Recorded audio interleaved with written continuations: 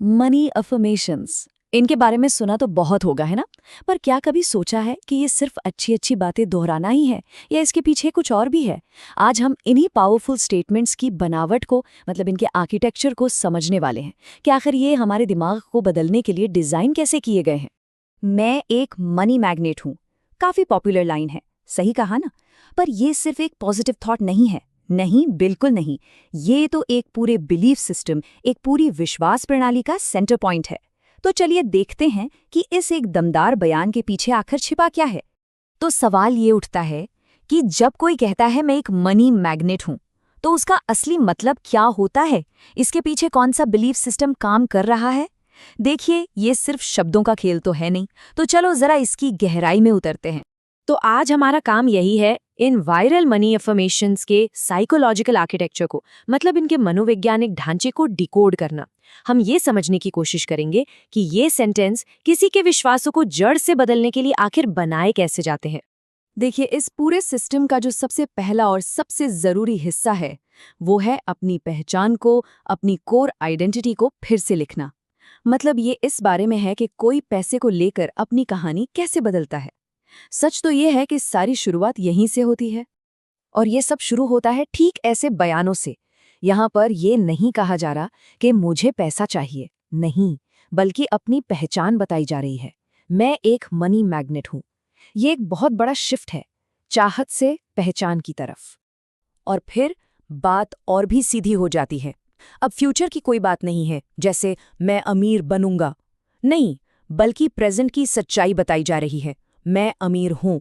ये एक कोशिश है एक नई रियलिटी बनाने की, भले ही बैंक अकाउंट कुछ भी कहता हो। और आखिर में ये स्टेटमेंट गोल को बिल्कुल साफ कर देता है। ये सब पैसे के बारे में नहीं है, ये एक नई पहचान बनाने के बारे में है। मैं आर्थिक रूप से स्वतंत्र हूं। और जब इसे बार बार दोहराया जाता है, तो ये सिर्फ एक विश्वास नहीं रहता, ये पहचान का हिस्सा बन जाता है। तो ठीक है, पहचान बदलने के बाद अगला स्टेप क्या है? अगला कदम है पैसे के साथ अपने रिश्ते को एक नया शेप देना। मतलब कोई पैसे को किस नज़र से देखता है और उसके साथ कैसा बर्ताव करता है, ये सब कुछ इसमें आता है। अब यहाँ पर एक बहुत दिलचस्प बात है। ये जो रिश्ता है ना, इसे टू वे स्ट्रीट की तरह बनाया गया है। एक तरफ तो एक इंसान एक्टिव रोल में है कि वो एक बेहतरीन मैनेजर है, वो जीतने के लिए खेलता है।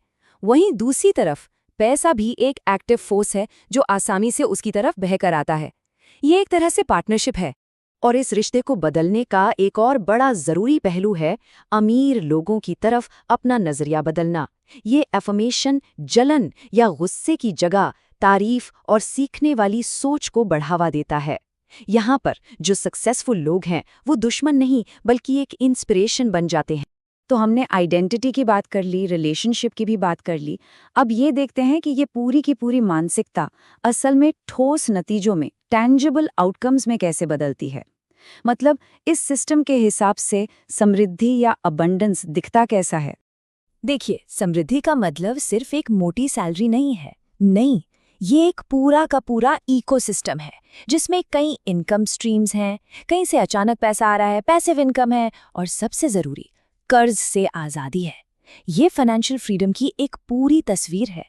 और ये अफर्मेशन बड़ी स्मार्टली अमीर होने को सही ठहराता है कि कोई अमीर बनने का हकदार है, पर सिर्फ इसलिए नहीं कि वो चाहता है, बल्कि इसलिए क्योंकि वो दूसरों की जिंदगी में कोई वैल्यू ऐड कर रहा है। तो सबसे जरूरी बात क्या है? ये सिर्फ एक इच्छा, एक विश नहीं है, ये एक एक्टिव इरादा है, एक इंटेंशन। ये एक तरह का डिक्लेरेशन है कि कोई धन और समृद्धि बनाने के लिए कमिटेड है। और यही चीज सोच को पैसिव से एक्टिव मोड में ले जाती है। और अब हम आते हैं इसके फाइनल पिलर पर, जिसे कहते हैं प्रिंसिपल ऑफ फ्लो, यानी प्रवाह का सिद्धांत। कह सकते हैं कि ये वो इंजन है जो इस पूरी वेल्थ मशीन को लगातार चलाता रहता है। और ये इस आइडिया पर बेस्ड है कि पैसा कोई रुकी हुई चीज नहीं है, बल्कि एक एनर्जी है जो बहती रहती है। और ये चक्र, ये साइकिल 3 हिस्सों में काम करता है। पहला, जो भी पास में है उसके लिए शुक्रगुजार होना, ग्रेटफुल होना। दूसरा, खुले दिल से देना ताकि एनर्जी का फ्लो बना रहे। और तीसरा, बिना किसी गिल्ट के एक बेहतरीन रिसीवर बनना। ये तीनों मिलकर एक बहुत पावरफुल साइकिल बनाते हैं। इसका सीधा सा लॉजिक ये है कि अगर किसी को और ज्यादा पाना है तो पैसे को पकड़कर नहीं रखना है, उसे आज़ादी से बहने देना होगा। मतलब देना भी होगा, और जब पैसा अपनी तरफ आए तो उसे खुले दिल से एक्सेप्ट भी करना होगा। तो ये जो 4 पिलर्स हैं, आइडेंटिटी, रिलेशनशिप, अबंडेंस और फ्लो, ये अलग-अलग आइडियाज नहीं हैं। ये सब मिलकर एक पूरा सिस्टम बनाते हैं। और इस सिस्टम का एक ही मकसद है, मानसिकता को, माइंडसेट को पूरी तरह से बदल देना। और ये पूरा एनालिसिस हमें एक बहुत बड़े सवाल पर लाकर छोड़ देता है कि क्या सिर्फ विश्वास, सिर्फ एक बिलीफ किसी की फाइनेंशियल रियलिटी को सच में बदल सकता है?